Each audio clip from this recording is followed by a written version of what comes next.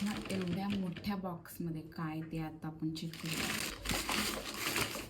किती काळजी घेतात बघा आपल्याला पार्सल पाठवताना. ही एवढीच पेन्सिल आहे ह्या अख्ख्या पूर्ण बॉक्समध्ये. सो तुम्ही विचार करा की किती पॅकेजिंग छान केली आहे त्यांनी. जिच्या एका साईडला हे असं स्पूली ब्रश आहे आणि ही फक्त अशी वर करायची, ही पूर्ण येते. ही 2 वर्ष तरी संपणार नाही आहे. आणि पूर्ण उघडून वापरायची नाही, थोडीशीच घ्यायची आहे, नाहीतर तिचं टोक तुटेल.